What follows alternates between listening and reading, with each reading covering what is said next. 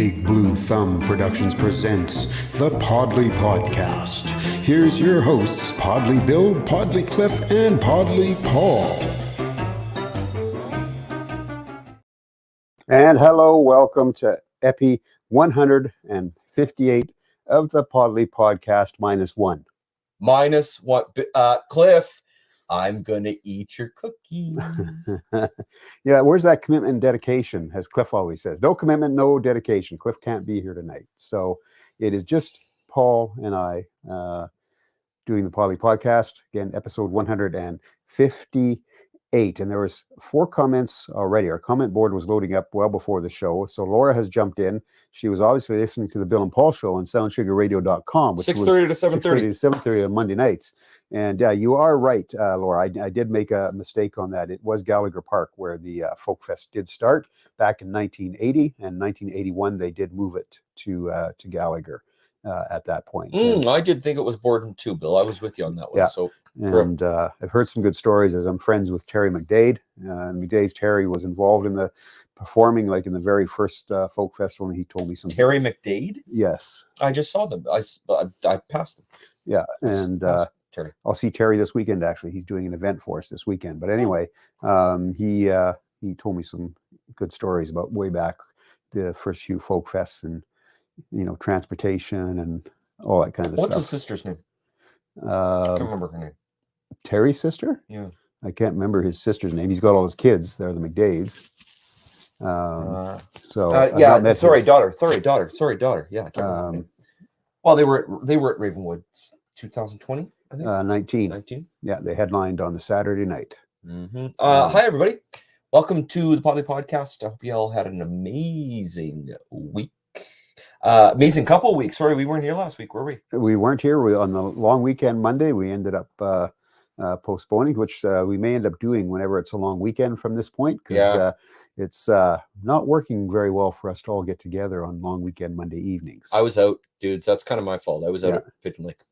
So Laura wins the big points because she's got all the comments in here early. Hello there, Chai. Chai is in at second. We'll have to be, because Laura's got like 5 or 6 comments there. So Chai gets the 2,500 points, and good evening to Mr. William Kirkland as well. Or Gold Bar, yes. No, it was Gold Bar Park, Laura. Yeah, that's where they started, and then moved to Gallagher. Yeah. So anyway, so we are here, and Paul, you've had a busy few weeks with volunteering. Do these stripes make me look fat? Well, they always say the camera puts on 10 pounds. Oh, so boy, I'm in trouble. So I did Pigeon Lake Music Fest the long weekend, and I did volunteer, not as a spectator, but as a volunteer, and I did Folk Fest my second time volunteering this past weekend. So very different experiences, very different festivals, Bill, very different festivals. Both successful in their own right. Both, one of them a very fledgling festival. It's only been around for 8 years, I think. Another one is the behemoth of festivals in Edmonton. Edmonton Folk Music Festival. Laura, you've and Bill and I were talking before the show. You volunteered. What are you on? 22 years for volunteering or something like that? Remind me, because you said, and I had the great fortune of saying hi to Laura and Abby at the festival this weekend a couple of times. She sent me some very nice photos about the after parties for volunteers, which I have yet to make it to because I'm just not that young anymore. But it was a good times had by all. It was a lot of fun. And our show, you're gonna get sick of me saying this, Bill, but our show that Bill and I did before Podlie Podcast on soundsugarradio.com. I am so on the Ben Harper train, Bill. After this weekend, I'm so on the Ben Harper train. Wow, dude is a musician. Woo! Well, and we talked about on the show, multiple Grammy Award winner. He's got 12 albums out, so he's got things happening for sure. Dude is sick, awesome. Dude Yeah. is sick awesome. Yeah. So his first album came out in 94. Laura said she started volunteering, she thinks, in 1999 at the Wow. folk festival. Yeah, 24 So, years. Good for you, Laura. Good for yeah. you. And Laura, you missed last year because you were sick. We know that. Had you ever missed had you ever missed a folk fest prior to last year? That's because that's dedication. I love it. I'm hoping to do that too. I'm hoping to do that too with my kids. Actually, I'm starting to figure this out too with my kids getting older now. I'd like to volunteer at folk fest every year now. It was just so good. It was so good. Yeah. Being your front stage security guy, standing there with your arms folded like you were. Yeah. You should 5'6" you should have worn a black suit. Black shirt. Well, I should have had the muscle shirt on. Is what not the muscle shirt on, but the shirt printed with muscles on is what I should have had. There you go. A lot of fun. Yeah, no, a lot of fun, guys. If you haven't partaken in any festivals in the city, I think that's my 9th or 10th festival locally this summer. Wow. Folk Fest. I think it's not because I've done K-Days. I did the Highland. I did Ravenwood. I did Heritage Days. I did Taste of Edmonton. I did Pigeon Lake. Albeit that you said Pigeon Lake, you were 2 kilometers away, but you were there. That's brutal. Guys, oh man, great. Pigeon Lake's a great festival. Pigeon Lake is a great festival. Headlining, was Biff Naked and Kim Mitchell, and great festival, amazing. I just have to rejig my volunteering so that I can actually hear the music. Yeah. I was stuck in the parking the whole time. Anyway. Doing the parking lot. So 1998, yeah, that's as long as time ago that we were volunteers. And of course, Chai was there with me as well at the folk festival. So that is a long time ago. We stayed at the Hotel Mac. I do remember that because then it was easy for us to get back and forth at that time from the Hotel Mac over to the festival site because they had a van there for us. So I think that's what we did. Wasn't it, Chai? They had a van or something that took us back and forth. And you guys volunteered for 3 years, you said? 3 years? I can't remember if it was 3 years. It might have been, maybe it was only 2. The reason I was there is because the company I worked for was the company that was supplying all the video screens and the cameras. So the year that I started was the first year they'd ever brought in big screens. Oh, wow. And video. Which is needed, by the way. Yeah. When you're sitting at the top of the hill. It's needed now. Yeah, when you're sitting at the top of the hill, that stage is a long ways away. It's a long ways away. It's needed now. I'd like to know why do you guys go to fests? Why do you guys go to music fests and food fests and stuff like that? I'll tell you why. I want to ask this, Bill. I go to music. I volunteer. So we'll talk about my volunteering. I go to concerts for my own, joy and because I love the band and this, that, and the other thing. But I actually decided to volunteer because, it's free. You don't have to pay for the ticket. I volunteer for 2 reasons. So I'm single. I want to meet people. I want to meet like-minded people. And I want my passion is music. Right? That is why I volunteer. I'd like to know, what do you guys get out of volunteering? For those of you that volunteer, and wherever you volunteer, whether it is for music fests, or whether you volunteer in the community at soup kitchens, or whether you volunteer with your church, or I'd like to know why do you volunteer? I also volunteer for my kids. I want my kids to see that I volunteer, to be part of the community, because I think that's also important. I want my kids to actually legitimately see me. I'm actually going to take my kids to Folk Fest next year. So if your passion is music, and that's why you're volunteering at music festivals, so that means you're not going to volunteer like at a woodworking festival or something like that? I would. I do Highlands. Highland Gathering. Well, I do Highland Gathering. There's Highland dance and pipe music and love it. The Kaylee. But I don't think. Well, okay. So correct me if I'm wrong. Highland Gathering. What kind of a gathering? What? That would be a cultural festival. That's cultural festival. That's a cultural festival, right? So you've got the pipe, different than a pipe music bands. festival. You've got Highland dancing. You have the games. So the caber toss, and all that type of thing. The goat herding. They had goat herding, duck herding. Duck herding. They had duck herding as well, which I didn't see the ducks. I saw the goats. Did you see the goats? I saw the goats. Yeah. So didn't see that, but yes.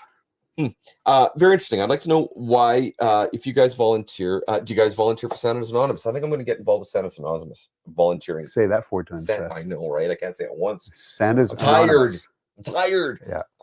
I think I'm going to, me and my kids are going to pack ourselves in our van, and we're going to do delivery day, I think, this year. And we're going to start. My kids are old enough now, right? So they can help out and this, that, and the other thing. So I'd like to know why you guys volunteer in your community for whatever, philanthropic or cultural or music or what have you. Very curious. Yeah. So. Yeah, no, for sure. I volunteered because sorry, we're chatting here. I missed 2. This is Laura. I missed 2 folk fests. I believe one for my sister's wedding and one the year after my girls were born. Although I did volunteer 8 months pregnant. I sat down most of the time. Yeah, you know what? For Heritage Festival, my twins were they were born on the 4th. My twins were about 3 weeks old the first Heritage Festival that we went to. I learned so Laura continues on, she says, I learned so much about music over the years. I learned the difference between bluegrass, Celtic, reggae, country, and pop. By the way, there's a reggae festival coming up this next weekend. That's true. So we have the jazz festival, blues festival, all those festivals. Blues fest is coming. Yeah. Okay, so with our laundry list of festivals, the topic is, sir. Well, that is our topic. I was just going to read Chai's comment here. She said, I should say folk fest, not just volunteering in general. That has never stopped. And then she also says, we used to do our Strathcona County Christmas Bureau as an organization, but never delivered gifts. Couldn't do that. I'd want to take everyone home. She said. Yeah. So our topic for tonight, and again, if you're just joining us, you can see there is no Cliff Smith with us tonight. We're cliffless. We're cliffless.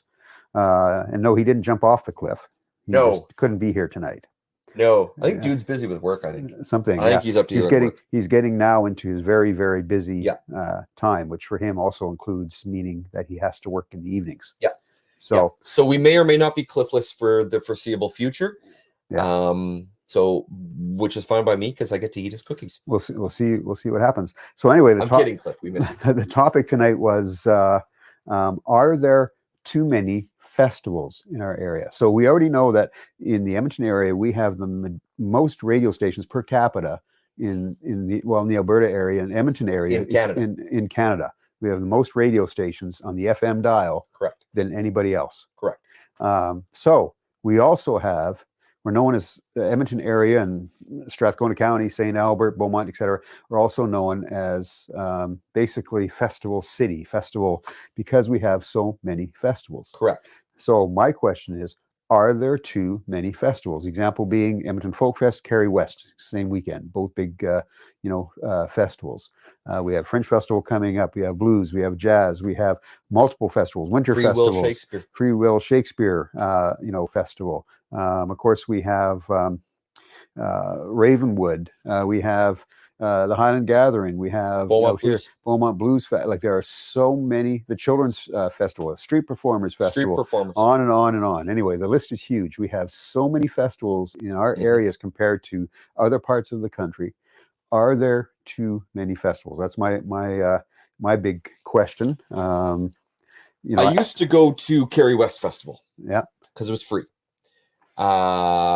I now do not, and I love Latin music. I love Caribbean music. Love it. As you know, I worked on a cruise ship. I adored that music. I still do. Can't go to Kerry West Festival because, now I'm at Folk Fest every year. Miss Kerry West Festival. My boss today, we were at work and she commented how wonderful the parade is, as it always is. I can't go to Kerry West.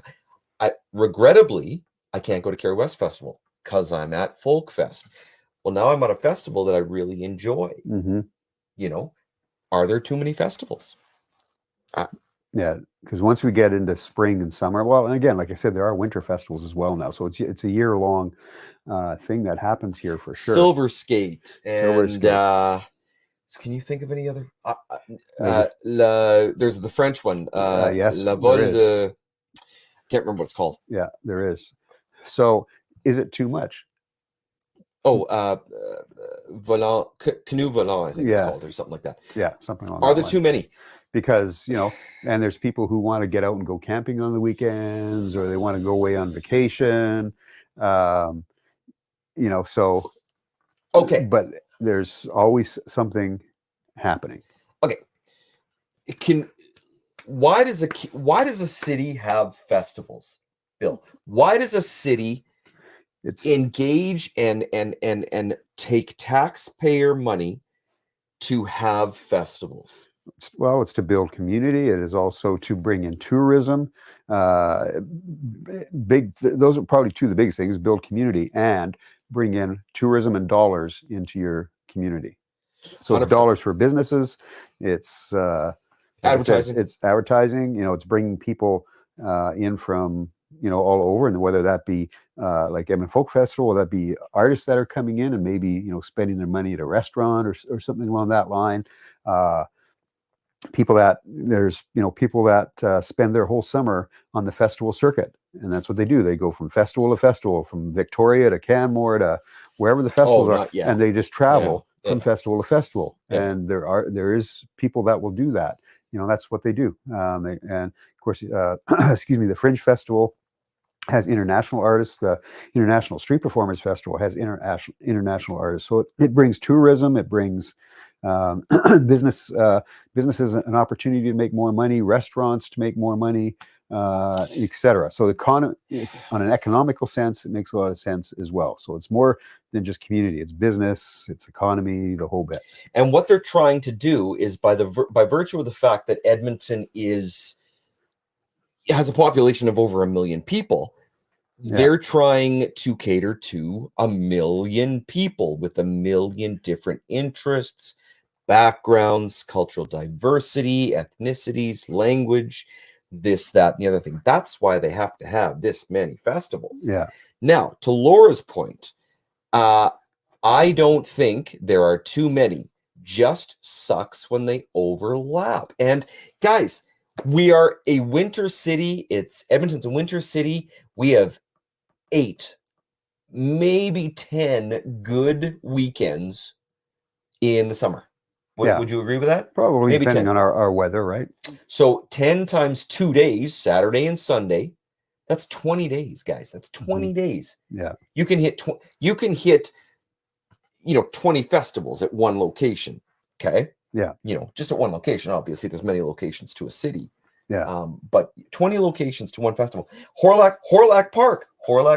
It's out for the next 2 years. Yeah. So that's affected Silver Skate, affected Heritage Days. So they've all had to make changes.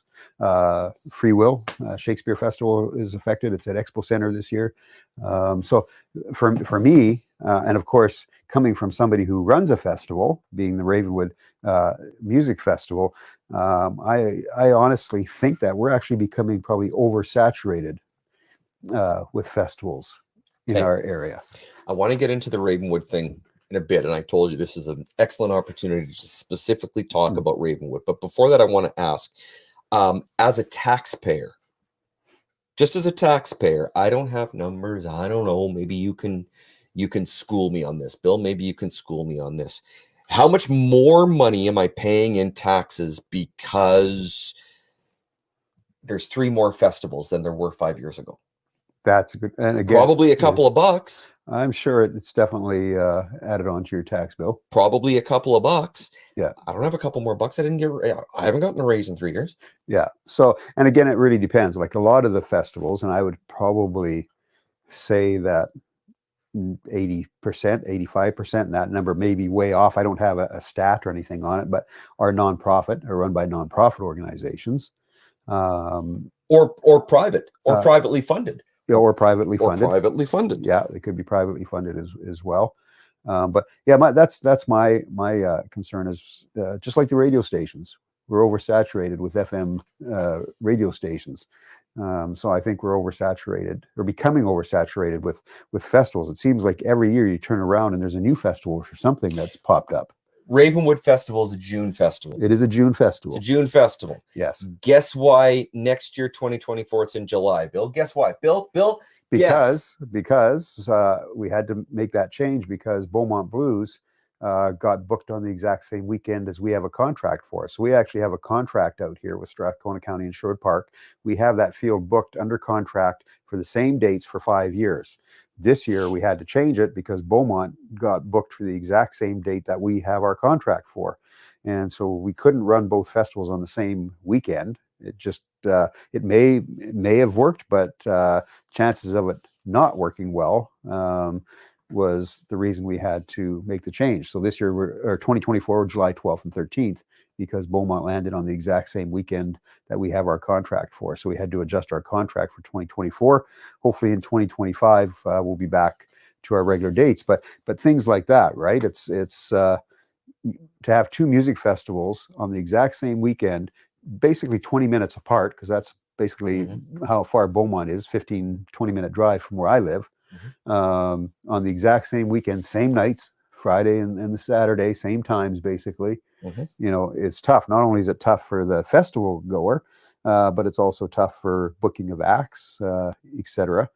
And yeah, so that's why we had to make that change. But for me, I just think there's so much, and you're going to talk about Ravenwood, and you know, it does affect some of the smaller festivals because it's hard for them to get the attendance because they can't compete with an Edmonton Folk Festival. It's been going for 44 years, and they have an endless pit of money. Well, endless pit of money. Yeah, I wouldn't say it's endless because I know Terry Wickham really well, and I've actually sat in his office and I've actually seen their budget. I've seen their numbers right from the breakdown of everything, what everything costs, which I'm not going to go into here because that's confidential. But I have seen how their festival works, and they are not getting the government grants that they used to get. Oh, is that right? So you know, their budget has not been as strong as it has been in is the that by virtue of COVID? Past few years. Just the way the world's going. Right. So, and they do really well. You know, again, look at how well they did this year. So 20,000 people. Terry does a fantastic job keeping things happening. And yes, they have still a big budget, but definitely, you know, is it as big as what it was in the past? Probably not. But again, you know, so anyway, there's so many festivals that it's really, I think, tough for a lot of festivals to really get traction. Now Ravenwood is Insured Park. We had not had a music festival of that type in Park, where Beaumont did, St. Albert had the Children's Festival, and on and on. And they had St. Albert had their rock and roll festival, whatever they call it, Shine and Rock and something, Rock and Shine or something. Yeah. So, you know, we're starting in a new area, but for festivals in the Edmonton area, and like I said, you watch every year, you'll see 2 or 3 or 4 new festivals that are trying to get going, whether it be a food festival or whether it be some sort of ethnic or cultural festival. Soundtrack's new. Soundtrack's only 3 years old. Soundtrack took a bath this year. Boy, did they ever! So I'd be surprised if Soundtrack is back next year. Financially, they took a bath, and guys, chances are we're not going to see Soundtrack this time next year. So for those of you that, but it's just it's making it real tough, right? And because it seems like, you know, there's reading festivals, there's, you know, for writer festivals, et cetera, right? So there's festivals for absolutely everything. There's gaming festivals. I'm going to the Pop Culture Festival. No, that's the Comic Expo or Edmonton Expo, which I haven't been to in a while. So good. It's in September. I had the luck of being able to cover it when I was doing my show on Shaw TV, Arts Talk. We had the opportunity to go down and cover it. So I haven't been to that for a few years now, but that's a great another festival. But those festivals, again, the pop culture area, those areas, they draw really, really well, right? And they also have the money, and they bring in, you know, some great actors and Star Wars guys. They should bring in more Star Trek guys. No, they shouldn't. Well, they did. They brought the whole Next Generation. Actually, they had the Next Generation. They had the whole Next Generation last. Yeah. They had the whole Next Generation last festival. Yeah. Herein lies another issue, guys. I don't know about y'all, but I'm not rich. Now, I'm born and raised in Edmonton proper, Metro. I love my city. My city is my city. It's my home. It's I love it. I love it. I love it. And I want to support it. And I want to tell my kids to support it because that's their hometown as well. And I'm very proud of it. But I don't make a lot of money. So I want to support my city. I want the little disposable income that I have to go to very worthy festivals, very worthy initiatives, very worthy this, that, and the other thing. But my pennies can only go so far. Mm-hmm. So I'm having a lot of difficulty trying to pick. And do you know what? Do you know why I volunteer, guys? Because it's free. Yeah, and That's why. And Laura's mentioning, yes, there were a couple of new festivals down at the Ice District. So there was the rock festival, the '80s festival, Rock festival, and they had the rave thing too. But the '80s festival, I don't know what the attendance was like, but at the Ice District. But I heard a lot of complaints about how expensive it was. It was up to like $500 a ticket to go for like 3 days of '80s bands. And so a lot of people were complaining, like, I'm not going to spend $500 to go, you know. And I love '80s music, as you all know. I've told you that 1,000 times. I'm an '80s fan, and I love the '80s bands. But to spend $500, you know, for that festival down at the Ice District. So that's another festival that just started this year, and that's the one actually that ran. It ran the weekend just before Beaumont Blues, or maybe anyway. There was a few things like soundtrack, you know, running and that kind of stuff. But so those are new music festivals that have you know, popped up this summer. Last holiday Monday, the Heritage Festival, which by the way is my favorite festival in the summer, I dropped a bill. I felt fine. I didn't fall. I dropped it. I didn't drop a bill. Oh. I dropped a bill. I dropped a bill. I dropped a bill. Just me and 3 kids, and I wasn't. I was satiated, but I wasn't full. Mm-hmm. And I dropped $100. Me and 3, and my kids can eat, but they're still kids. Yeah. I dropped $100, and we were there for 4 hours, maybe 5 hours. Yeah. So, well, and I also heard that attendance was down at K-Days this year, and attendance was down at Taste of Edmonton this year. So while they both did okay, the attendance was down for both of those festivals. Why? So why? Costs. A lot of it was cost. But I don't think it's. I don't think it's exclusively cost. I don't think it cost, of course, and people just we just don't have the money. That we don't have the money anymore. We don't have the jobs. The jobs aren't out there anymore, and I know that from my full-time day gig. I mean, it's not like the 80s or 90s anymore. It's not even like pre-COVID anymore. The jobs just aren't coming back as quick. Yeah. You know, and I'm certainly not getting raises. I don't know about y'all since COVID, but are you guys getting raises to have more disposable income to spend on your family for vacays or festivals? Or I'm not. Yeah. You so know? Again, K-Day said they're working on, you know, trying to make things, you know, better and bigger or whatever for next year, for 2024. But their attendance definitely dropped this year. And again, like I said, Taste of Edmonton attendance dropped this year as well. So again, is it because we're so oversaturated? You're right. People don't have the disposable income that they used to have to be able to, you know, to go out and buy multiple food tickets for things, or buy the huge ride pass at K-Days, which for the amount of rides that you get for the expense, is it even worth it at that We went point? on no rides, Bill. I remember you telling me that because it was too expensive. We went on no rides. Yeah. We went on 0 rides at K-Days. That day, I think I spent $150. You know, I spent over $100. I'll tell you that right now. Yeah. So that includes your tickets, or that over and above? That included my tickets. It included my tickets. It included food. It included games. You know what? $150. You know, me and 3 kids. Just me and 3 kids. Yeah. You know, so. Yeah. Laura says there was whatever that rave festival that was by Rogers during Nickelback. I don't remember that one. That was another festival that they had down in that area. Like I said, it just seems like every year there's another 2 or 3, you know, festivals popping up of some type. But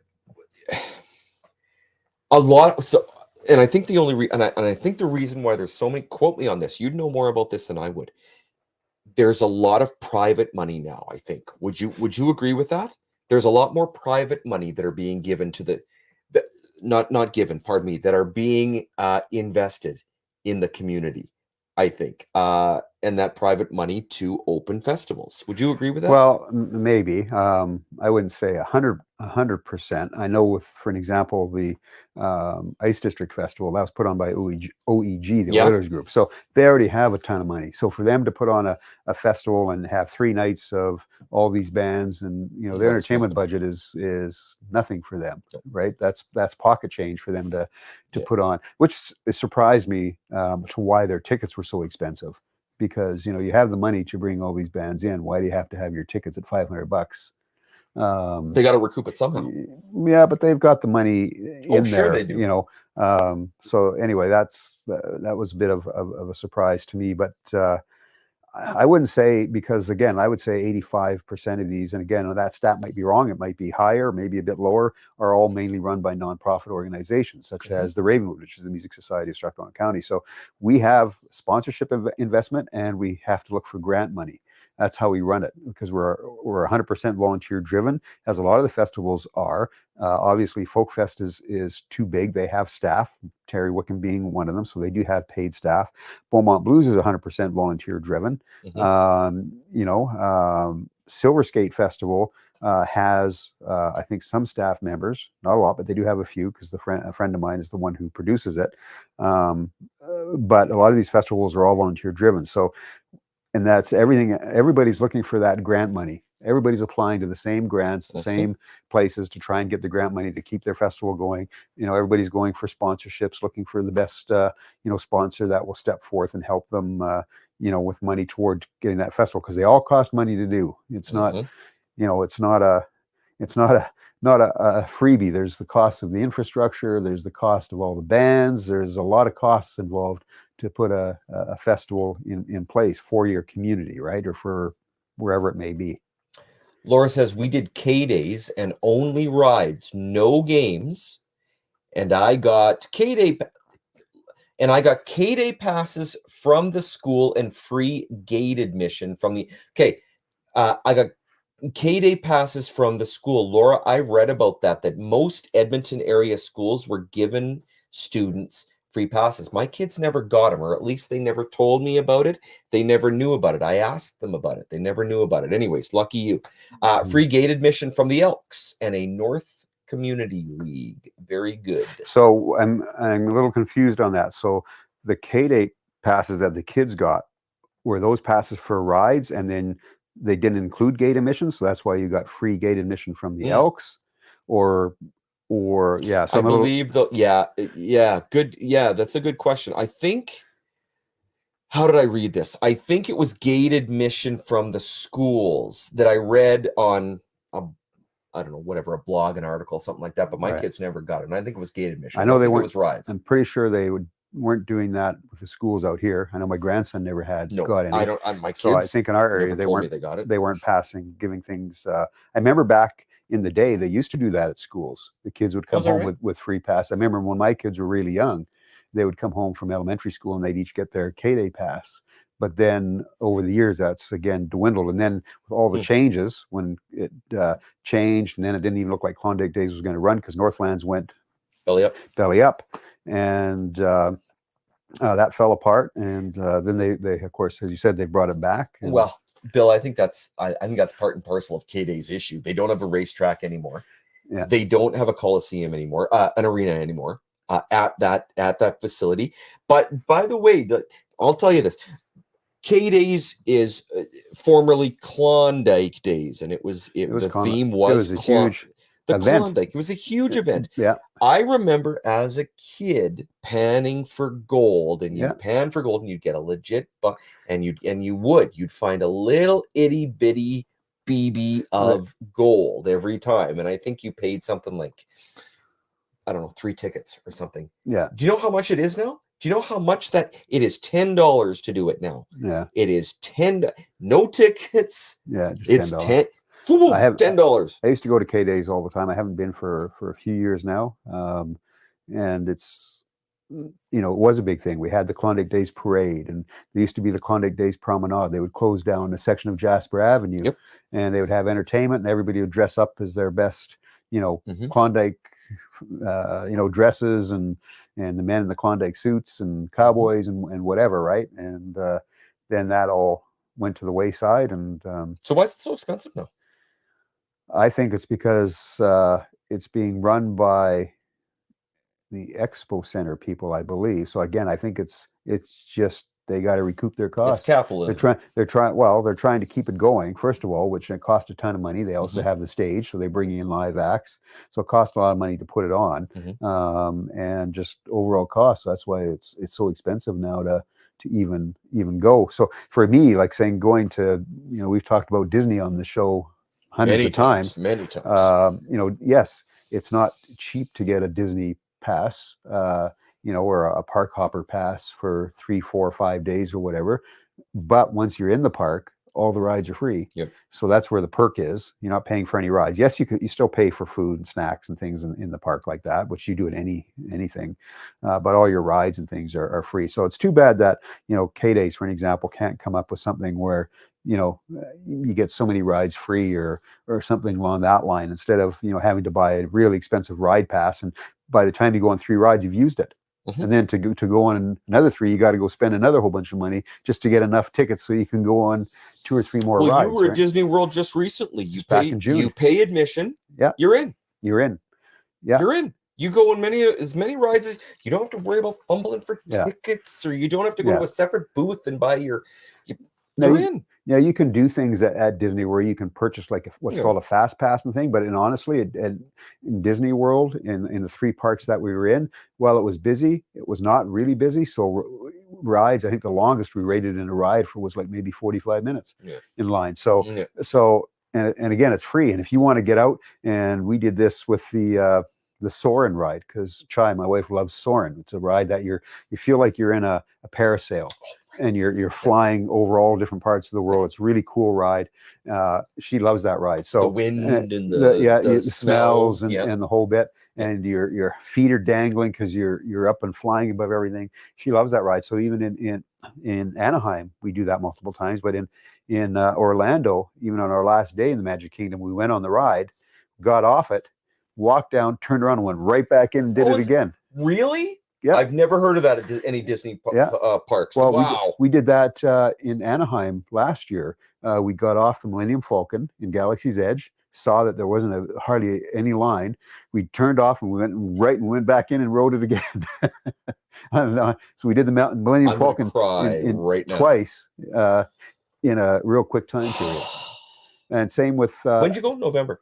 That was in November, and actually same because Chai and I went an extra day when we were in Anaheim and Disney, and the girls went to Universal. My daughters in Universal Studios, but we went to Rise of the Resistance in Galaxy and got on twice. So we got on once. So good, by the way. You got to go. You got to go, and then that's an experience, not a ride per se. It's classed as an experience. Anyway, so we went on that. Same in Orlando, Galaxy's Edge. We went and did Rise again there, without really any issues of getting on the ride. So anyway, that's kind of a comparison, is why can't somebody like a K-Days, offer rides at either cheaper or make it more affordable for people to at least enjoy the rides, all the food trucks and stuff. You got all the food and everything there that maybe they can make up money on, and the rides should be there for fun. And if you can't afford to go on them, so why have them? When I was a kid, I was a kid, and my world was a lot bigger back when I was a kid than it is now. I recognize that.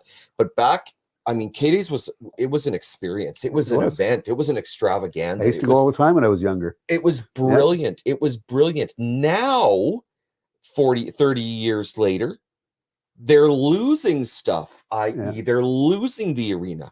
They're losing the racetrack. And you can put your blame on inflation as much as you want. And yes, obviously that's part and parcel. That's not the whole deal. That's not the whole deal. 30 years ago, the city was also, 75,000, 100, 150,000 people less. Less, than it is now. Well, they used to have the shows at the old Northlands track. They would do chuck wagons. They had chuck wagons. And they would also have a nightly show that they used to do, an entertainment show when I was younger. So you could go into Northlands, and they had a big stage in the center field, and there would be music and different dance acts and all that kind of stuff that they would do. Of course, that track, as you said, is shut down because the track is now out by the airport. Edmonton International Airport. And of course, like you said, they no longer have the Coliseum there to do anything in any longer. They've got the Expo Center, of course, but which they've always had. Well, that came later for sure when they built that, because that took over a portion of their old K-Day grounds when they built that. But they've always had they had the Sportex and apparently they even took away the that big yellow slide is gone.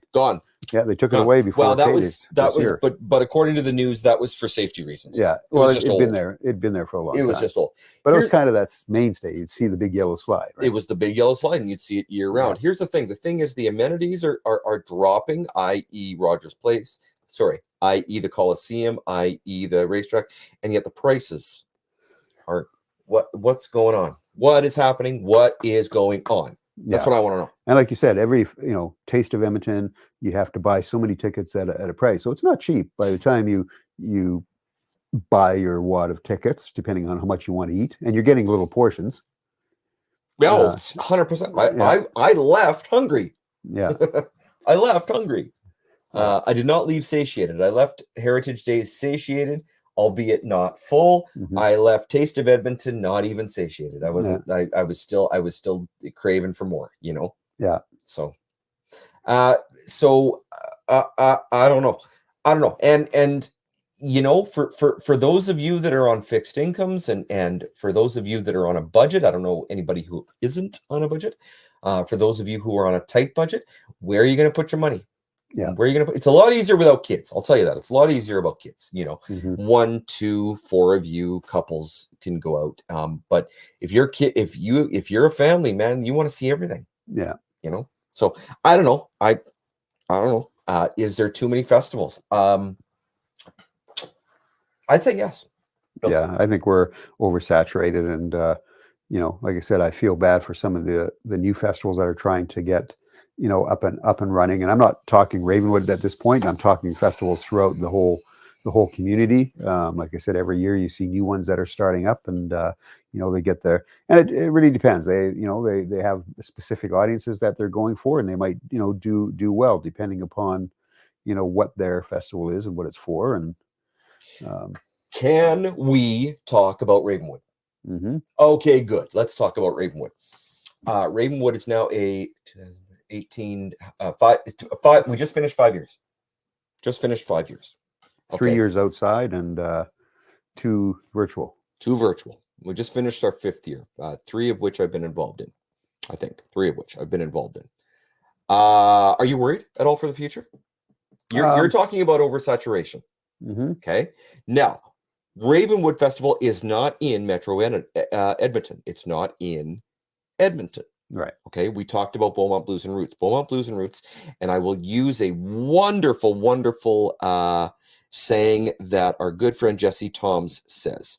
Beaumont Blues and Roots, we are in co-opetition with Beaumont Blues and Roots. So we're kind of competing with them, but we are also cooperating with them because they're our buddies. Okay. Fair to say?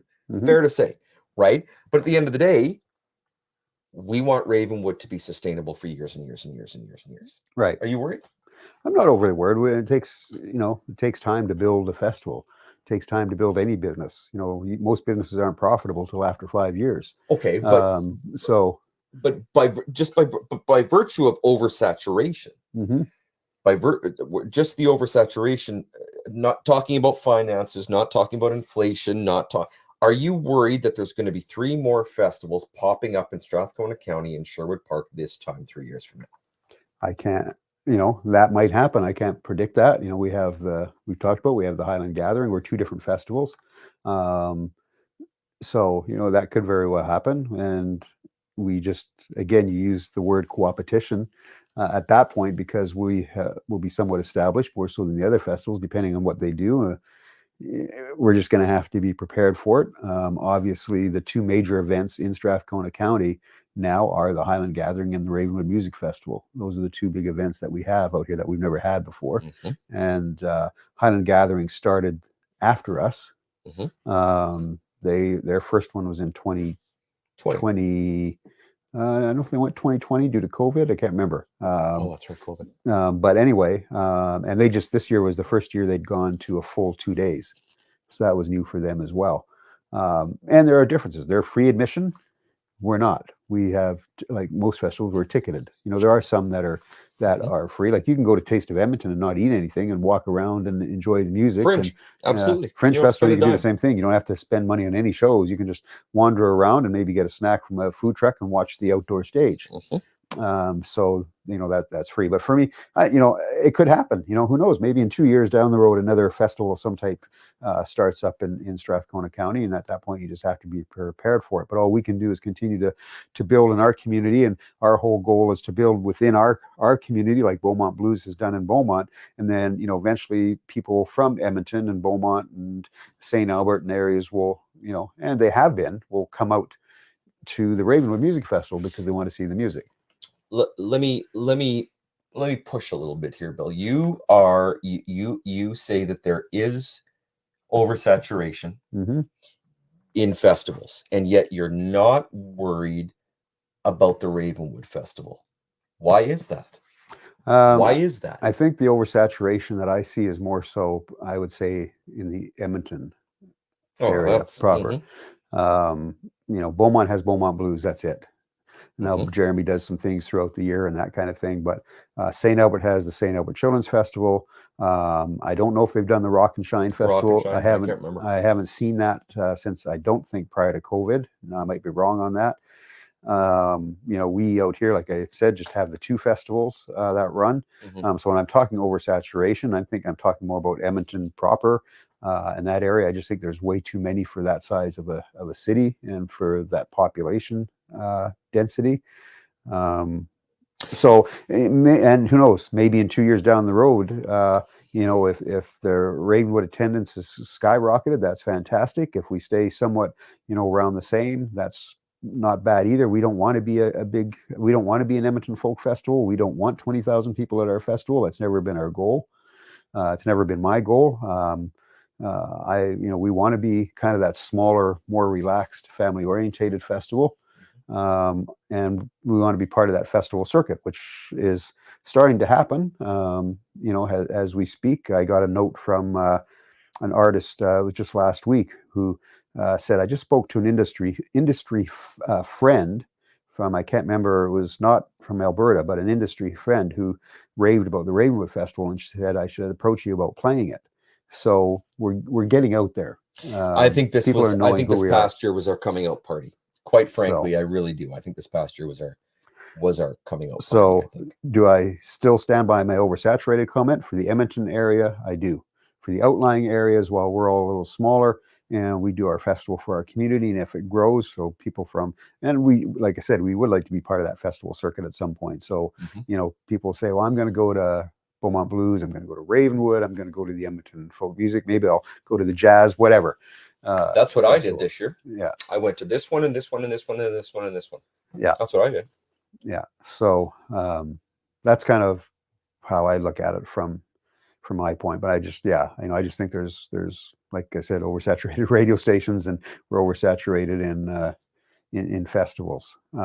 Those that have been going for many, many years, well, when they started, like 44 years ago, with the Edmonton Folk Festival, there weren't hardly anything like that at that point, which is why it was started. They thought there was a need for it. And look where it's gone. Started with there was 20,000 people each and every day. There was 20,000 people per day. It was so cool to see, guys. It was really, really cool to see. Yeah. And I mean, you go to enclosed arena concerts and you see, 14, 15, 18, 20,000 people. You see, it's very different outside. It's very different to see it outside. It's very cool. Well, and you see the pictures of looking up the hill, right? Oh, so great. The hill goes up. It's nice to see that. So great. And by the way, this year I went up to see my brother. He was very at the top of the hill. And I got the downhill perspective. I had always, last year I'd volunteered, this year I'd volunteered. I got the downhill perspective. So neat, so cool, so fantastic. The perspective's amazing. You know? Yeah. So, no, for sure. Laura says Folk Fest volunteering was so different. When she first started volunteering, they only had 2 crews under the Mercy. Very interesting. Yeah. Very interesting. So, well, things have grown exponentially. They had, I watched an interview with the new volunteer coordinator this year for Edmonton Folk, because they have a new coordinator. and Yeah, I can't remember the name. they were asking him what it was like to come in as a new volunteer coordinator and have 200 volunteers under his watch. And he talked about that, how much he enjoys being now in this position and having these 200 volunteers of dedicated volunteers. That work. Now, having said that, volunteerism with festivals has been very difficult over the past probably year and a half. And we're hearing it from other festivals and from other people how hard it is to get volunteers. I know Edmonton Folk Festival still didn't have enough volunteers this year, as they've had in the past. By the way, there was I think 1,200 volunteers at Folk Fest. I think it was 12. I think it was 12. At least that's the number that was thrown around. That's the number that I heard. That's the number that the number that the volunteer coordinator said on CTV News was 200 volunteers he had on the mic. The him. MC was saying 12. It could be, yeah. So it's funny that you say that with the issue about finding volunteers. It's dropped immensely. Okay, so we had an issue with Pigeon Lake Music Fest. Yeah, Bill. They were asking us to do double shifts because they had the volunteers. The volunteers had signed up. They didn't show up. Yeah. They didn't show up. So, guys, I implore you. First of all, I implore you to volunteer. It's so much fun. It is the people that you meet, the experiences that you have, the conversations that you engage in. Brilliant. Amazing. Find a music fest. Find a philanthropic movement. Find an initiative. Volunteer. But if you're going to volunteer, show up. Show up, man. Because I just about missed a night with my kids because they asked me to do a double shift because nobody showed up. I said no. Yeah. I said no. Well, sorry. But guys, if you're going to volunteer, show up. Yeah. Finish. That's probably one of the toughest things right now is whereas before, pre-COVID, you could get so many volunteers for any event that sometimes you'd get way more than you needed. And then since post-COVID, volunteerism has dropped considerably. And even talking with one of our partners, which is Volunteer Strathcona out here in Sherwood Park, whose job is to work with organizations, finding volunteers, etc., helping out organizations, has seen a huge drop in volunteers. So much so that office, which used to have like 6 or 7 people working, it only has 3 people working in the office now. And that's because of COVID. Because they can't, since COVID, people have just stopped. Like we have an event coming up this weekend that we're running on Sunday, and we're short volunteers. And it's Sunday? On Sunday. Okay, I'll come on. And we have postings all through Volunteer Strathcona, etc. And it's and you're right. And I'll talk to Chai. And the biggest thing happening as well is people signing up and not showing up. That happens on a very regular basis. But I have talked to, because I know, again, producers of different festivals, etc., and everybody's saying the same thing. We can't get volunteers now. People just won't come out. That's too bad, Bill. That's too bad. And I didn't know that, actually. And it makes it tough. Whereas, like I said, pre-COVID, you could get too many, and you didn't want to turn people away, but sometimes you had to say, I've already hit my peak, right? And guys, I'm knackered. I did Pigeon Lake Music Fest last weekend, did a full-time job, and then I did some hosting this week, and then I had kids this week, and I had I'm knackered. And then I had Folk Fest. I'm knackered, okay? But I showed up. So please, guys, if you are going to commit to anything like this, to a community initiative, to a community event, please just show up. Because you know what? I had a blast, and I regret it. I would have been kicking myself had I not showed up. Yeah. And Laura's talking here that we had issues with volunteers this year. Now, I'm assuming you're still talking Edmonton Folk Fest here, Laura. Yeah. Where people either backed out last minute. That's been another big issue I've heard with a lot of festivals. People sign up, and then 3 days or 4 days before, I can't come now. They're gone. I can't make it. Sorry. And we actually had that with Ravenwood too, where we had people, the week before saying, "Oh, I signed up, but sorry, I've got something else on that weekend now, so I can't come." Yeah, please, guys. And Laura says, hopefully they didn't come get their badge just so they could show up to the festival for free, but didn't show up for their shifts.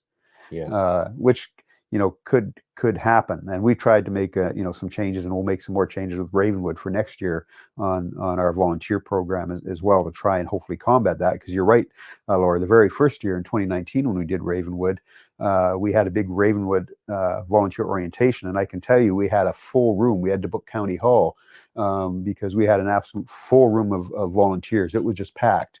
And so we had everybody signed up. We gave them all their t-shirts that night, and I will guarantee you that probably 30% of those people did not show up to their shifts, but they got their t-shirt. Which, by the way, the festival paid for. We pay for those shirts. Yeah. So the festival paid for it. So those are paid t-shirts that they got away for free. Yeah. And you do get the t-shirt for free under the condition that you volunteer. So it's give and take. It's give and take. That's why I was at Pigeon Lake longer than I was supposed to be. In the parking lot 2 kilometers away. Only I didn't hear Biff. Kim, I was biffless. Yeah, but I was biffless. I did hear Kim 2 kilometers away, over the trees, down the fence, across 2 range roads. Yeah, I did hear him. I don't know, but it's too bad. Yeah, it's too bad. But I mean, you got to have those people. You got to have those people, and we value those people. Like, I met some of the coolest people, man. And like we said, a good percentage of the festivals, including ours, we're all 100% volunteer driven. So we can't, we can't do a festival without the volunteers to be there to help. So when the volunteer numbers are down, that is a struggle. It makes it tough, because that means we're all having to do more work to cover areas for people that either don't show up or whatever. I could tell you that story with Chai and I when we came to the festival site on Sunday morning, but I won't. Yeah, you know what I'm talking about. You know what I'm talking about. That kind of. Now, granted, I must say that this year for Ravenwood on the Sunday, we had more volunteers than we've ever had on the Sunday. So that worked out well. We really moved through the cleanup quick, which was awesome, and that's great. And we will work on making sure that's continued for the years to come. But I can tell you, in 2019 and in 2022. We barely had any. We didn't have in 2019. I don't think we had any volunteers show up, other than our volunteer coordinator plus 3 or 4 board members. So we were out there till late afternoon trying to get the site cleaned and everything put back together, right? And when you've done 2 days of nonstop site, by Sunday, you're pretty 2 days. worn out. You did 6 months prior to that, organizing and all the the planning. thing. Yeah. So anyway, wow. We're down to 2 minutes here. So I'm going to say what Cliff usually says. Big thank you again for participating with us every Monday night here on the Podlie podcast. Make sure you still tell your friends, get them to subscribe to our channel. It's really easy to do. Subscribe, like the channel, like the podcast. You go back and rewatch it again. So it will be up on YouTube. You can go rewatch it again with comments. Like it. Click on the little notification bell when you sign up, because that will also give you a reminder if you happen to forget, it's Monday already. Well, you know that we're coming on at 8 o'clock. So do that. And of course, soundsugarradio.com. Every Friday night at 10 o'clock, you can listen to the audio of this podcast. And you don't get all the comments, but you can at least listen to what we chatted about.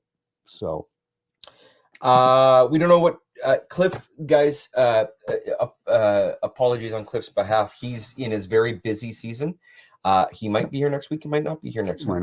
He's in his very busy season. So we will allow him a little bit of a break until he can come back and be a full Podlie podcast again.